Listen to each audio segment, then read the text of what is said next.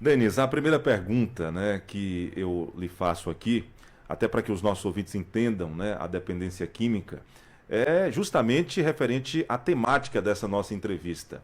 Recuperação de dependência química é realmente possível ou não? Sim, é possível. Inclusive, eu entrei nesse ramo de atividade devido a um problema em casa, né? Meu irmão, meu pai, né, com problemas, meu irmão com problemas de dependência química e meu pai com alcoolismo. Então foi diante da dificuldade familiar que veio a necessidade de abrir o Instituto de Saúde Mental Neves Teixeira, que antigamente era Amigos do Resgate, e resolvi dar uma ampliada no nome, né, e coloquei o Instituto de Saúde Mental Neves Teixeira. Então, é possível sim a recuperação. A recuperação ela é um leque muito amplo, né? Fazemos a internação de forma involuntária e compulsória, ou seja, contra a vontade do paciente. Mesmo que o paciente vá de forma involuntária ou compulsória, existe a questão do paciente aceitar que ele precisa de mudar. Veja bem, o paciente ele sai do problema ali do uso de substâncias psicoativas, seja ela álcool ou outras drogas. A clínica ela tira, né, o instituto ele tira o sujeito, a pessoa daquele ambiente onde está causando danos e leva para a instituição. Ao chegar na instituição, ele vai passar por médicos, por psicólogos, terapeutas, mas quando o paciente, inclusive hoje eu estava fazendo a reunião lá e falando justamente sobre isso. Você pode passar um tempo ou você pode fazer o seu tratamento. Não conseguimos uma fórmula mágica até hoje, não conseguimos uma pílula mágica para fazer com que todos tenham consciência que não podem viver da forma que estavam vivendo. Mas a grande maioria tem trago um bom resultado, de pessoas que vivem em recuperação e outras que às vezes têm uma recaída, depois voltam, ficam bem, e alguns que já têm anos, né? Então a recuperação ela acontece, ela de fato resolve? Sim, resolve, né? Então o Instituto está aí para tentar trazer essa dignidade a essas pessoas novamente. A dependência química, Denis, ela pode ser considerada uma doença? O que acontece no cérebro da pessoa? A dependência química, eu costumo dizer que ela é uma doença comportamental, né? Então a pessoa ela tem a memória química. Então, determinados lugares, determinadas pessoas, até mesmo uma música que a pessoa está ouvindo ali, ela ativa aquela memória química que tem aquele desejo de voltar a usar. Então, quando a pessoa, uma vez que ela usa essas certas substâncias, ativa, né, no seu cérebro aquele alívio, aquele prazer. E o ser humano ele é movido a prazer, né? Todos nós somos movidos a prazer. Então, quando a pessoa ela tem o uso dessa substância que traz tamanha prazer, ela começa a ser, como que eu posso dizer, ligada a esse prazer e ela quer esse prazer a todo momento. Em falas de pacientes e de ex-pacientes, até mesmo em relação ao crack, já chegaram a comentar comigo que o uso do crack é equivalente a 1000% do prazer do sexo, né? E olha que o sexo é algo que traz muito prazer, então você pensa aí esse prazer multiplicado por 1000 vezes. Então a pessoa ela vive ali usando e usa para viver, né? Então é importante entender que é uma doença, né? Inclusive já está registrada aí no Ministério da Saúde que a dependência química sim é uma doença, né? E ela não tem cura, é importante deixar claro isso, não tem cura, mas existe tratamento e tem muitas pessoas. Eu tenho um paciente de 12 anos de sobriedade que tem hoje sua família, tem seu comércio, é empresário, vive bem, né? Mas constantemente em tratamento, em renúncia, né? Renúncia de ir em tal lugar, de frequentar pessoas que usavam da mesma forma que ele. Então tudo é questão de renúncia. Muito bem, eu tenho também aqui uma pergunta para lhe fazer. Quais são as drogas, né, que mais têm levado pessoas ao tratamento hoje? Porque sempre a gente traz aqui algumas informações no nosso programa e, segundo os dados, o álcool continua sendo uma das principais. É isso mesmo? Eu costumo dizer que a pior droga é o álcool. Por quê? Inclusive, meu pai é vítima, né, do uso do álcool. Meu pai perdeu tudo. E por que eu falo que o álcool é a pior droga? Primeiro, você acha dentro de uma farmácia, você acha dentro de uma padaria, você acha numa festa religiosa, você acha numa mesa da família, né, numa reunião familiar. E os danos que o álcool traz é muito superior às outras drogas. Para você ter ideia, pacientes que recebemos na clínica, e graças a Deus temos um suporte bem amplo, com a enfermaria, com médicos 24 horas, e que é necessário ter, principalmente o paciente etilista, que é o paciente que tem o uso intensivo do álcool, a maioria deles tem convulsão. Então, para você ter ideia, um craqueiro ele não tem convulsão, a pessoa que tem o uso de cocaína dificilmente ele tem convulsão, mas aquela pessoa que faz o uso do álcool, quando ela deixa de consumir o álcool, ela passa a ter convulsões e também o estado clínico dessa pessoa se compromete muito. Geralmente a pessoa que está ali no uso constante do álcool, ela passa a ter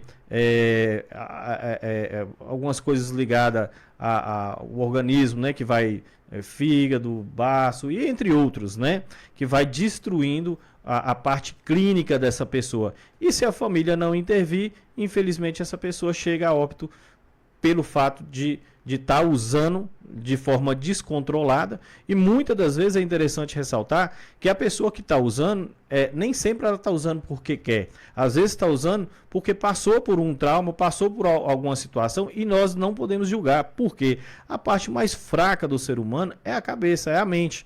Então a pessoa perdeu uma mulher, perdeu um filho, perdeu o emprego. Isso não estou dizendo que isso justifica a pessoa se entregar ao mundo da substância psicoativa. Mas é necessário entender, inclusive no Neves Teixeira nós tratamos dessa forma, tratamos com a forma de psicanálise, para poder enxergar lá no passado o que trouxe a pessoa a se entregar a tal forma, principalmente na questão do álcool. Inclusive, vamos agora tentar aqui explicar para os nossos ouvintes como identificar o problema, né? Quais são os primeiros sinais, né, na sua avaliação de que o uso ele deixou de ser recreativo e virou uma dependência? Principalmente quando a pessoa deixa de honrar seus compromissos. A pessoa está ali consumindo álcool, vamos supor, a pessoa está ali final de semana usando de forma recreativa, tudo bem, na segunda-feira ele vai trabalhar. A partir do momento que o uso recreativo passa a ser um vício, ele não consegue cumprir com seus compromissos, ele não consegue comparecer ao trabalho, ele não consegue produzir e ele se entrega de tal forma que é notável os comportamentos. A pessoa, ela para ir em qualquer lugar, ela tem que beber, para se manter em pé, ela tem que beber, se vai se alimentar, ela tem que estar bebendo, com alegria ou tristeza, ela está bebendo. Então, assim, e principalmente quando a pessoa começa a ficar recluso da sociedade, né? Quando ela começa a ficar no isolamento ali, entre os bares e deixa de ser um membro produtivo da sociedade, já é o caso da internação. Conhece Douglas Pimenta? Sim, sim. Está aqui na sintonia com a gente, disse: abraço meu chefe querido, uma pessoa maravilhosa que tenho um prazer de ter na minha vida, e a instituição Instituto Neves Teixeira. É um grande reflexo sobre você acreditar no outro. Abraço também, Wilson. Obrigado. Douglas Pimenta. Douglas é um camarada que chegou em 2000 e borrachinha lá, né, Douglas? E aí chegou como psicólogo e foi crescendo e hoje é o nosso gerente, né? Hoje está em BH, mas ele trabalha como home office. Ele pediu demissão, eu falei, eu aceito sua demissão, mas você vai ficar lá da capital mineira me ajudando aqui.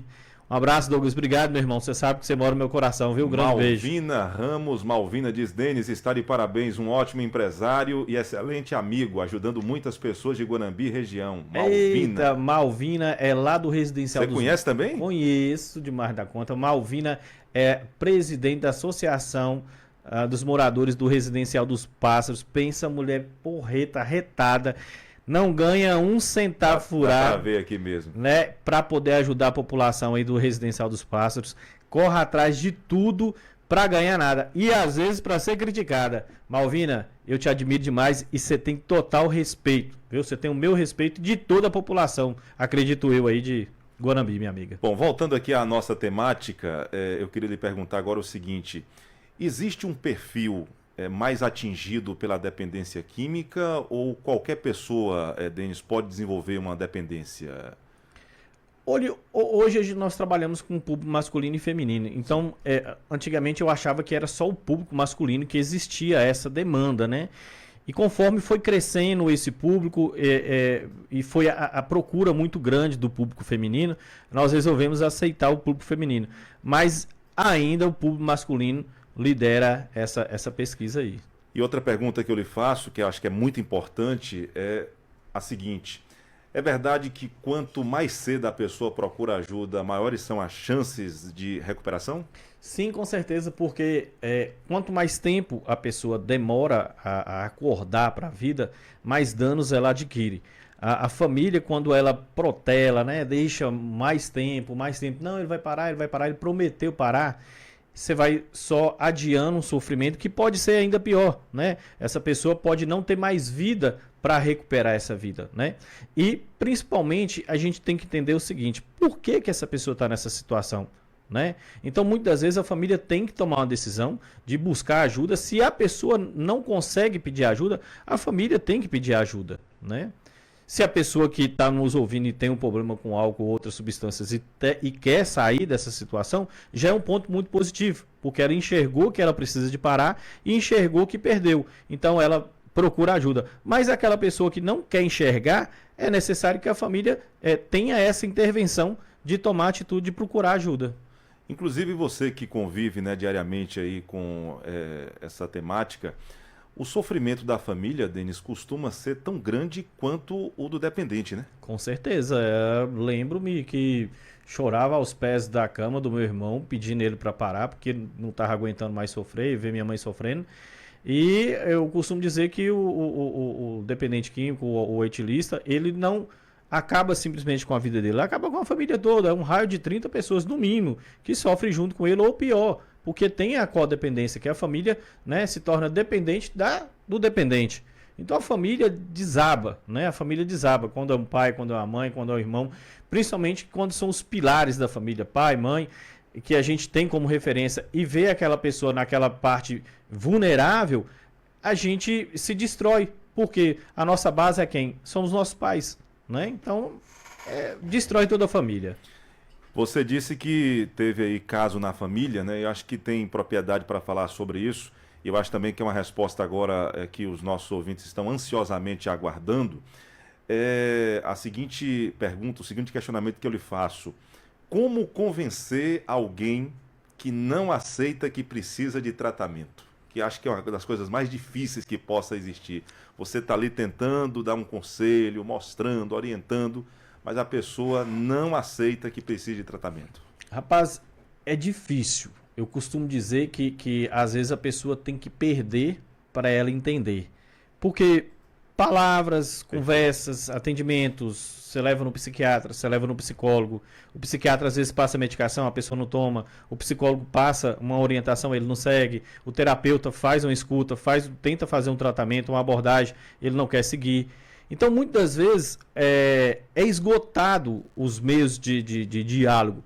E aí, é fazer o quê? É buscar ajuda, porque se a conversa com os profissionais da área da saúde não resolveu, se a conversa com os familiares também não resolveu, eu não posso deixar essa pessoa na míngua, eu não posso deixar essa pessoa chegar ao ponto de perder sua própria vida, porque ela não quer aceitar se tratar. Então é insistir, né? Meu pai e meu irmão também foi na base de insistência, de tratamento, de internações, para que hoje cada um siga o seu rumo e que a gente possa ter essas pessoas vivas, né, próximo da gente, e que possamos gozar de muita alegria no decorrer dos anos que nos restam, perdão. Gente, daqui a pouquinho nós vamos falar como é que funciona aí o tratamento. Eu queria que você explicasse para a gente aqui o que é que caracteriza uma internação involuntária e também a diferença, né, entre internação voluntária, involuntária e compulsória, Denis. Sim, a internação voluntária é quando a pessoa enxerga que ela precisa, né? Ela sai daquela bolha ali que ela está vivendo e fala: não, eu não quero mais, eu já perdi tudo, ou eu não quero perder tudo, eu vou buscar ajuda. Ela vai por vontade própria. A internação involuntária é quando a pessoa não consegue enxergar fora dessa bolha, fora desse mundinho onde ele está usando, vivendo para usar e usando para viver, e a família toma a atitude de buscar ajuda através de um médico que irá avaliar o quadro dessa pessoa, né, desse paciente, se é necessário ou não a internação involuntária. Quem vai definir isso aí é o médico, pois é competente para essa área.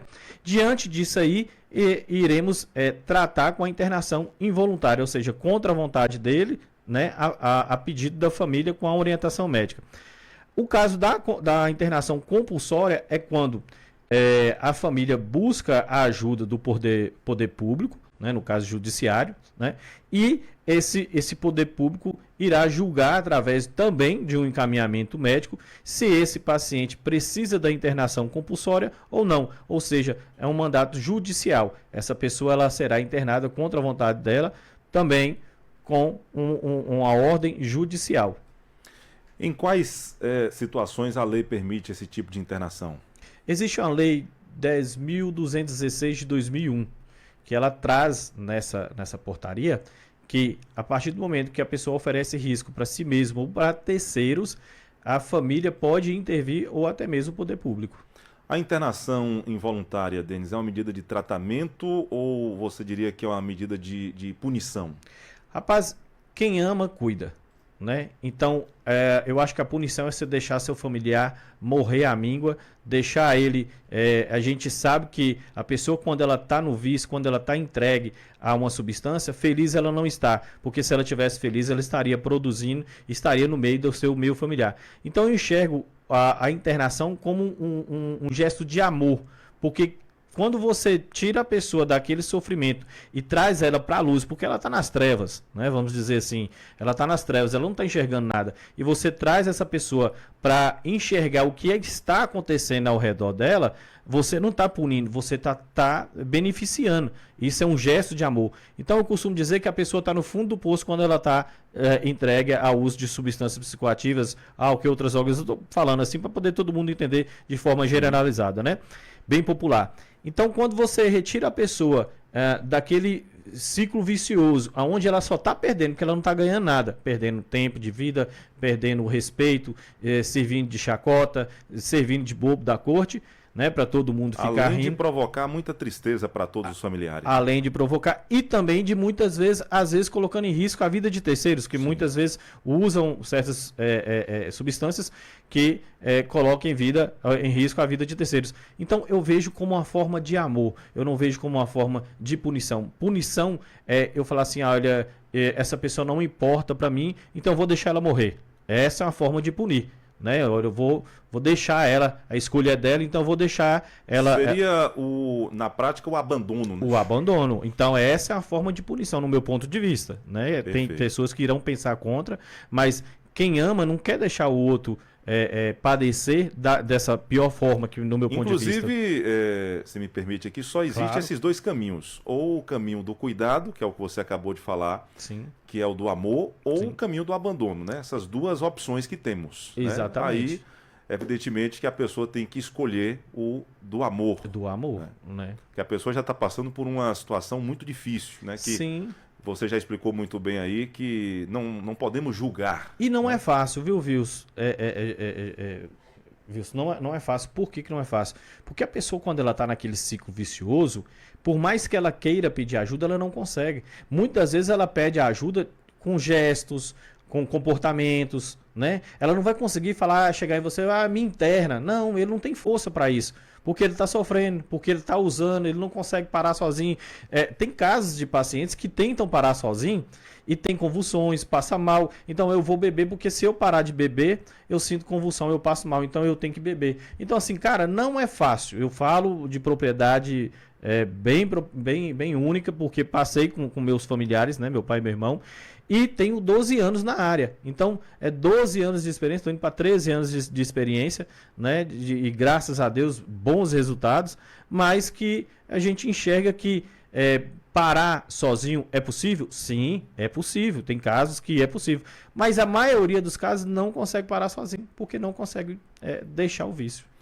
Muito bem, e o Denis, minha gente, tem capacidade, né? Tem aqui experiência suficiente, como ele mesmo acabou de relatar, são mais de 10 anos, né? Mais de 12. Mais de 12 aí para poder falar aqui e dar uma aula hoje, né? Aqui hoje é uma exposição, assim, para a vida, né? Muito bacana. Simone diz assim, parabéns, meu amigo, pelo seu trabalho.